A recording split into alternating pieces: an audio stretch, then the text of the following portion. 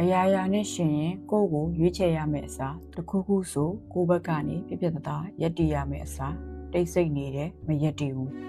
ကိုယ့်တန်ဖိုးကိုမြင်တတ်တဲ့တန်ဖိုးထားတဲ့ရဝန်းကိုရှာမယ့်အစားကိုယ့်ကိုမမြင်တန်ဖိုးမထားတဲ့ရဝန်းမှာဆက်နေတယ်အခွင့်အရေးရှိရင်တောင်စွန့်ခွာဖို့မရွေးချယ်ဘူးအရာရာနဲ့ရှင်ရင်ကိုယ့်ကိုရွေးချယ်ရမယ့်အစားသူများအမြင်အကြိုက်တွေကိုပိုအရေးပေးပြီးကိုယ့်ကိုစွန့်ပယ်တယ်။ဘာနဲ့ရှင်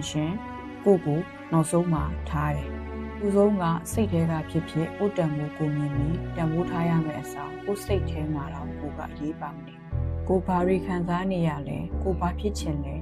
ဘာပဲဖြစ်နေနေနားလည်လက်ခံပေးရမယ့်အစားကို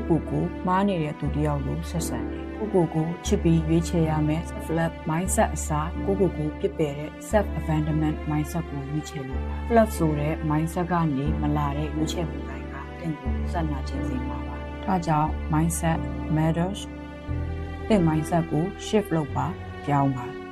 ဒီနေ့ကစပြီးတော့ဘာတွေပဲဖြစ်လာကိုချစ်ပေးပါကိုရွေးချယ်ပါ